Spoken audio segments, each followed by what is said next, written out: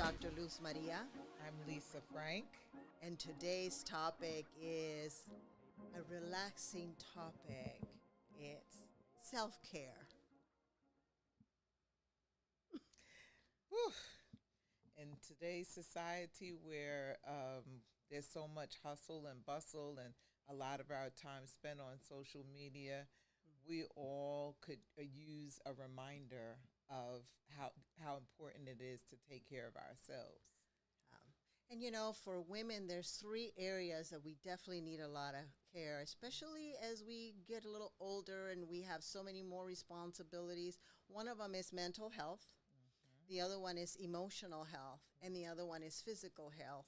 And we kind of tend to ignore many times all of the above. Yes, it's easy for us to get caught up in our day-to-day responsibilities, whether that be with children or if you don't have children, it could be just focusing on your job or your spouse more than yourself, or just busy with home and just so many other responsibilities that it's easy to overlook your need to care for yourself. Yeah, so let's start with the mental health. And I want to share something. There's so much research out there that shares and tells us that women, because we are so taking care of others, what we end up doing is really falling under depression. Yes. Even if we're on the go-go, we think we're not depressed. We're on the go, go, go, go. And then we've realized, the research points that out, that women suffer more from depression than men. Yes. And speaking of men, we wanted to add, guys, you are welcome to engage in this conversation because it is also important for you to take care of yourself. And we might just give you an idea that if you wanted to treat your wife or your girlfriend or your daughter or sibling to something special, that maybe you'll give them a gift card to a day spa or something of that nature, just to help them along. Yeah. So let's just start with mental health, depression, and the importance of self-care. I'm going to share a little bit about me, like in that having a child with, I know later on we're going to talk about what it is to be with children with disabilities. When you have a child that has disabilities of some nature, then you have the kids where you got to get up in the morning, getting them to school, take care of that. You take care of the household. Then, if you're working or studying or whatever it may be, that we are so on the go to life or going through a list of things, when we least expect it, we forget that we even exist. And when I realized that is when I noticed that I stopped putting on makeup. I stopped doing my hair. I stopped taking care of myself because somehow there was not enough time. I could not even see that, Lisa. Yeah, those things that you normally enjoy doing. That's one of the signs of depression, Yeah. not feeling like doing one of the things that you normally enjoy doing. That's a telltale sign. It is. Yeah. It really is, Lisa. And we know, to be clinically depressed, we think we have to be bedridden, which is true. But we still have these lingering depression states where we tend to forget ourselves in the process because we're always taking care of others. And another thing that is really common for women with depression that goes on with the lack of self-care and mental health is overeating. Yes. Overeating. Well, food just feels good sometimes to eat what you want to eat. Yes. So that becomes our drug of selection because we do not feel good about ourselves. Definitely. And it just perpetuate the sadness, because now not only are you dealing with depression, now you're looking in the mirror at your body and being increased in size. And and speaking of that, you and I had the conversation yesterday about how everybody's talking about their COVID weight. Yes.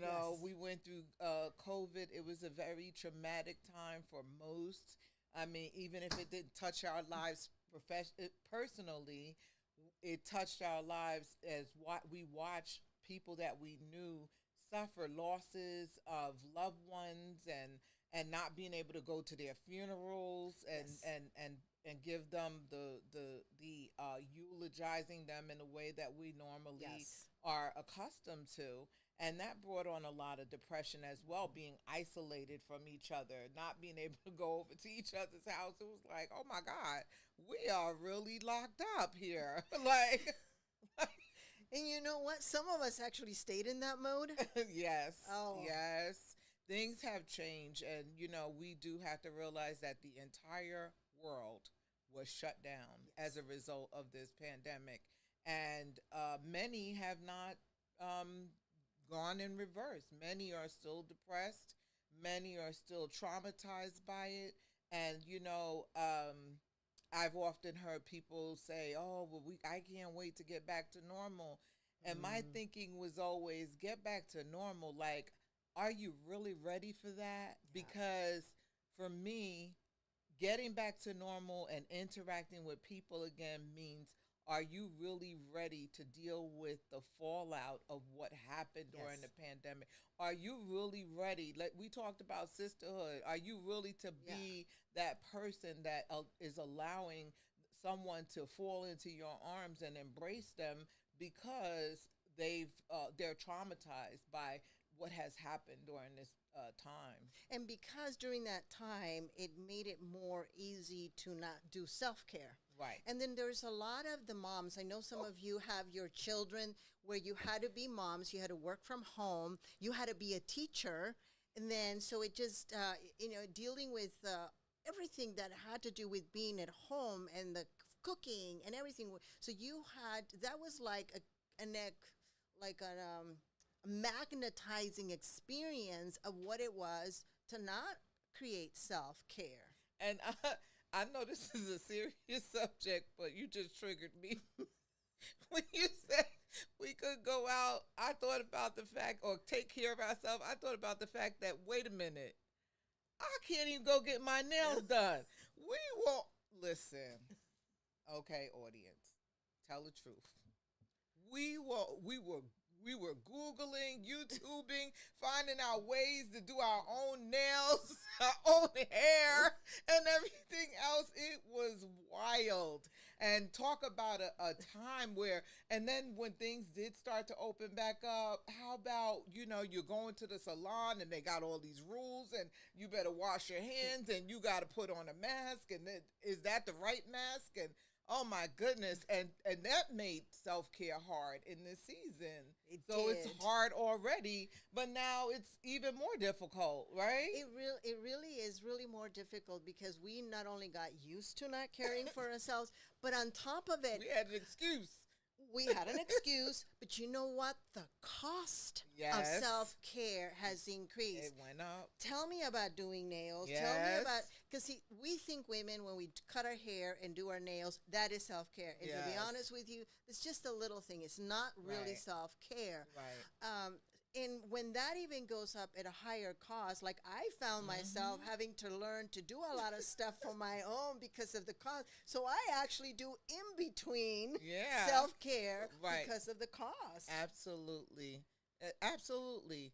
And you talk about mental health, and I worked on a project at the hospital. It's called collaborative care, and collaborative care was created because during this time everyone developed, or even not so much developed, had to stop and recognize the fact that they had some issues that they weren't dealing with. Because when we're going, just like those cars over there, they're speeding down that highway.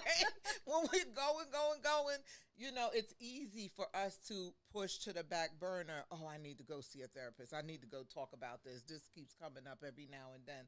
So it's easy for us to do that, right? Yes. So now there's an increase in the need for therapists. And as a result, they created this collaborative care program so that primary care physicians, if you came in and said, "Oh, I stumped my toe, and it's swollen. I can't get the swelling down," and then all of a sudden you tell the doctor, "Well, That happened because I was moving my mother out of our family home. She has to go into nursing care.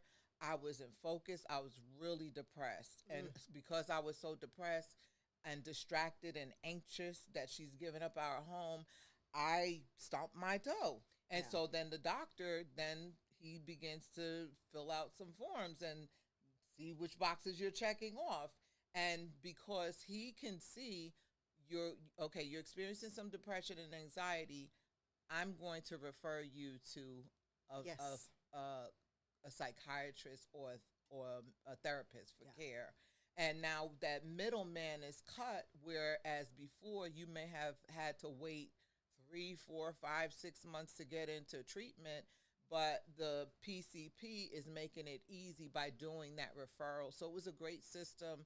I actually, where I was working, I actually was responsible to get all of the primary care physicians trained to do these referrals. That's wonderful. And self care, when it comes to the mental health, has shifted quite a bit. Mm-hmm. We do most of the work now on Yes. actually on Zoom. And though, although because there's such a need out there, what it is occurring that the sessions are shorter, there's a longer period of time. So, Mm-hmm. I mean, the value on self care for all of us out there, ladies, is really important. So, one of the things is, of course, mental health or depression, and the way we're dealing it, most of us, is through food. Yes. And then there's another component for our our self care, which is the physical one. Yes. Which we do we even want to talk about it? Gyms were closed down. Yes. Like, if you even had the momentum already, it's too late because, now the gym is closed. You can't do the gym anymore.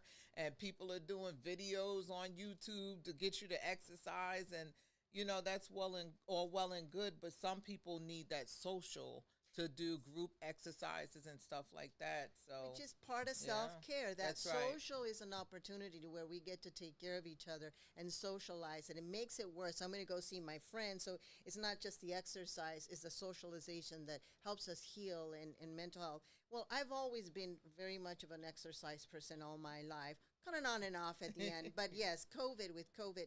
Now, for those of you out there that really are into exercise, you probably say you're just lazy because all of you can get out and work outside or Mm-hmm. exercise. You're right, you're right. But again, it just takes something else for Yeah. all of us and the value. Um, so the exercise component is such an important thing for women because we women go through so many body changes. Mm-hmm. Our hormones changes ever since we become an adolescent, when we get our period, how it affects us. When we have children, the impact it has on our body. And then when we actually start our hormonal changes, Mm-hmm. that it also has a big impact. So I don't know if you Exactly. started already your changes, Lisa. Well, I know I did. okay. Well, my changes actually started at 36 Wow. because I experienced endometriosis for 12 Yes, years, endometriosis does affect you. and actually I had to have a total hysterectomy right after I had my son. A year after I had my son, I was in pain 5 days before, 5 days during, Ooh, and 5 days after my cycle. I just wasn't living. no. And when the doctor went in to do the hysterectomy, he had told us, he said, well, it depends on what I find, how much I take, and what have you. But he said when he got in there, he said it was a mess, that the lesions were so, Mm. there was so many that my ovaries were attached to my uterus, and the thickness at the base of it. He said, I don't even understand how your kids got here. Of course, Wow. that makes the man feel like he's Superman. Yeah, I'm It got flew. super, whatever. I was like, whatever.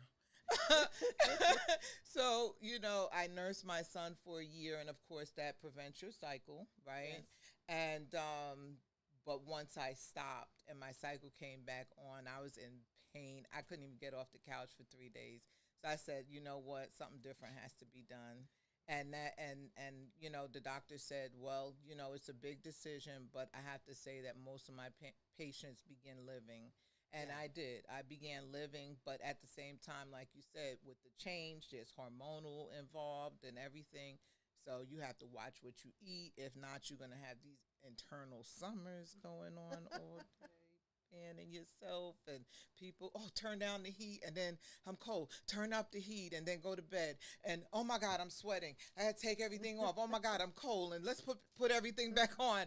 It is a wild Right. ride. It is a wild ride, ladies, and I hope all of you can appreciate we're in unison. And I think the men can hear us out there to know this is a real thing that women do experience. Well, of course they know, they sleep next to us. Like what? Like If you don't turn my air off and my heat off and relax yourself, like what is happening here? Yes. So some of them know. So you can see physical, our body changes. And, Lisa, yours went through an extreme at really Yeah, young but- age. And actually mine was the other, Yeah. mine actually, my period ended at 56. Right. Way older. Okay. It's so much older that the Yeah, doctor that's 20 years after yes, me, the right? doctor actually said, I think you may have cancer. We got to do a biopsy. Women generally do not have their periods this long. So then I went into this whole experience of like, oh, Worrying. where am I? What's going on? So at the end of the day, yes, everything came back normal. So the doctor asked me, and this is, let me tell you, ladies, the doctor asked me, why do you think, Luz Maria, you have had such an amazing, like health care with your body and your hormones? And I said, sex, orgasms. Oh gosh. Part of self-care, ladies, is really understanding your body. Our body Right. produces its own chemistry, just like it does our hormones. It can actually create a lot of balance. So that's one way to do some self-care. I think that, in the space that I'm in now, I actually was facilitating a group about self-care. Sorry. Yeah. See, you got me saying sex. Oh, my goodness. I'm sorry. No, she's not. This is a fun Okay, conversation. well, I meant self-care. We'll talk about that later. We'll have an episode. We'll share more about that. So, and the group focused on because, when we think of self-care, okay, we did go there. We talked about spa treatment. We talked about nails and hair and makeup Yes. and all of that. All of those things that we go get, facials and massages, all those things make us feel good and fuzzy inside, right? Yes.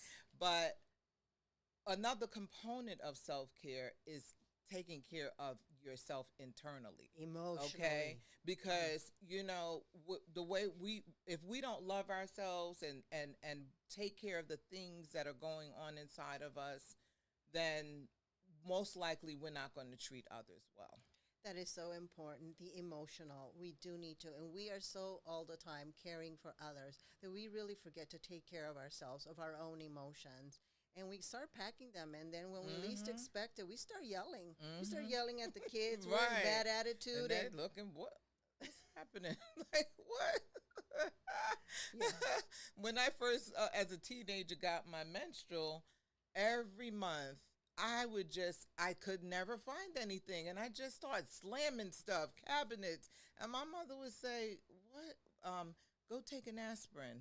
And I'm saying to myself, why am I taking aspirin again? I'm thinking this to myself, and then I walk away and say, okay, I just want to find what I'm looking for. But I understood as I got older that for women, we go through a thing called PMS. Yes. And we may be able to squash things that are bothering us any other time of the month. But trust, when that time comes, it's coming to the surface. Yes. It really is. It really does impact. And it impacts more some women than others. And Right. that's the truth.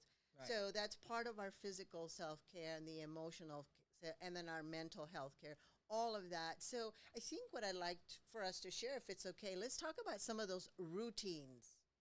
Routines of self-care. What would define a good routine of self-care, ladies? Ladies, what do you do?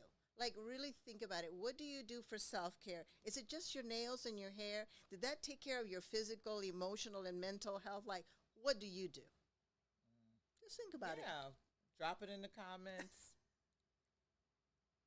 Let us know. But what about yourself, Luz? Well, What's your I routine I like? meditate. I meditate Mm-hmm. almost every morning, and that's like a real ritual. I need some quiet time, some silence, and I hear that.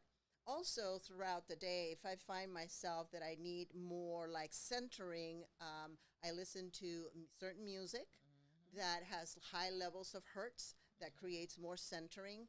Wow, that's That's great. really, really important for me. I exercise. It's also really important. And I eat very healthy. I do all my cooking. I know it's kind of crazy, but I do. Breakfast, lunch, and dinner, or sometimes I may skip one and I do a nice protein.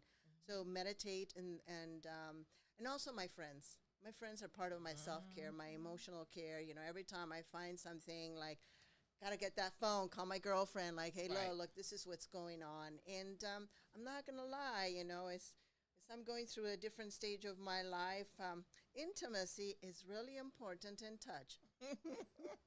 Yeah, it's good to get a hug as often as you can, and sometimes, if you're in a space where you don't have a partner, a person of interest in your life, that's why it's important to embrace each Yeah. other, even as friends, right? Yes. And and just sometimes, we talk about hugs and touches, but sometimes, it could be just a conversation and Oh my somebody, God. Yeah. like touches you, like, oh yeah, Girl. I know. And it does so much. It It does so, does. so much for you on a regular basis. And for me, Luce, I also, believe in meditation and that quiet time of reading. And for me, just studying and prayer, and that's what does it for me to start off my day. But let's face it, your juice starts to run out. That It starts to does. run out in the middle of the day. So often you kind of, okay, so I have a pet peeve. I'm about to get on a soapbox. Okay? Okay. When I worked in New York on Wall Street for 12 years, we always had an hour for lunch. Okay? And when I got in the treatment space, I and my daughter she just like, Ma, stop, please. Okay, here we go.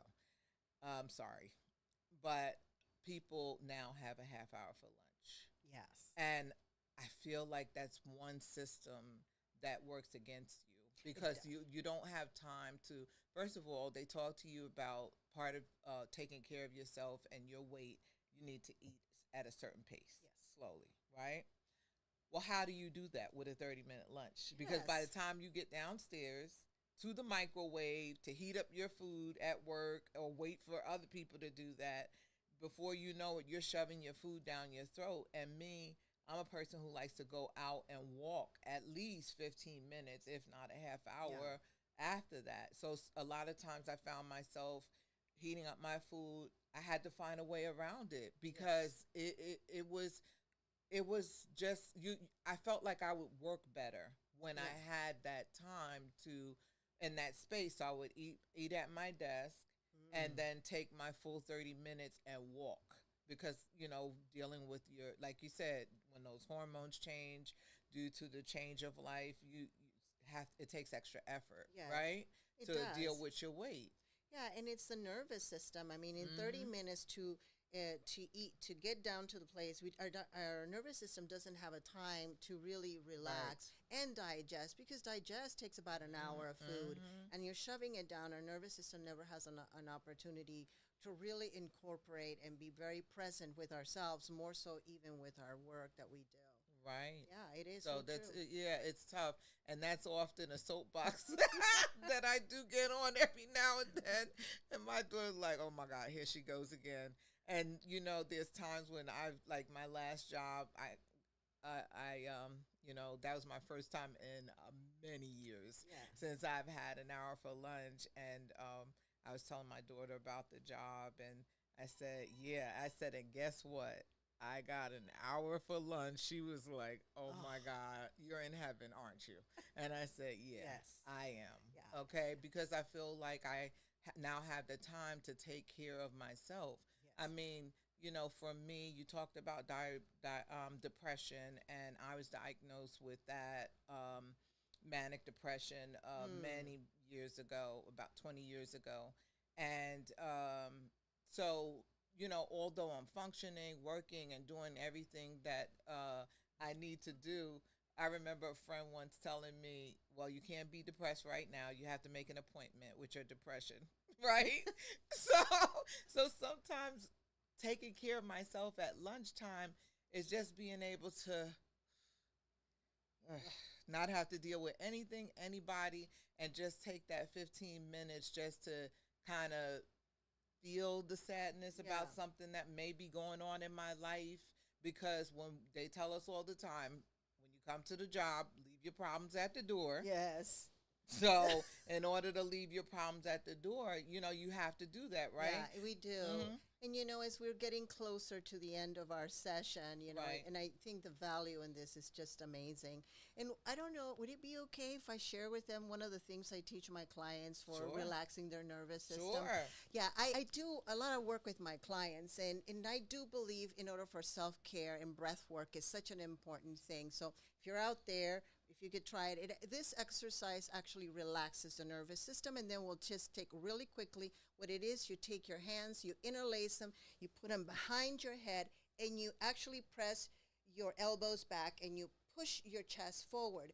And when you do this, only your eyes, roll your eyes to the right as if you're going to do the exorcism. Just have your eyes roll, roll, roll to the right, to the right, to the right.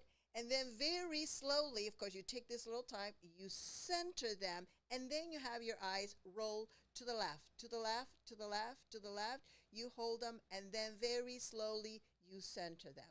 Okay, bring your back, hands down, and then you breathe in, and you breathe out. Now, if you can do this just for a little longer, because I know we're running out of time, I just wanted to leave you because that's a really, really great exercise that gets the vagus nervous system, that connects to a parasympathetic nervous that says, relax. Right. So as we're getting to the end, like, Lisa, so what did we learn today? What did we get to share? We learned a few things. So, basically the main thing that we want people to take away is that, self-care is not just one area. It's not just going to get a massage and your nails done. It's taking care of other areas of your body, your physical health, your emotional health, your mental health, and your spiritual health. Yes. Right? Yes. So, we want people to take away, to go away with that and know that, you have to find that space. You have to find that space where you can just relax and just do you. Okay? Even if if you can't do it every day, at least 3 or 4 times a week, just take the time out to get centered and you'll be fine. Yeah, and remember, ladies, that taking care of your health is the best thing that you can do to take care of others, because you can't make a difference in the world out there if we can't take care of ourselves. So the more we take care of ourselves, I know Lisa and I are monitoring our food intake so that we're not busy digesting our food while we're here present with you. We get to connect with you, and more than anything, just really share the love between each other and in this space. So really, honor yourselves, care for yourselves. It's the best thing you can do for you and for those that you love. And this has been another episode of Different Voices. Yes, ladies. And don't forget, hit that like, that subscribe, and then go over to all notifications so that you don't miss an episode, because it's going to get better and better and better. All right.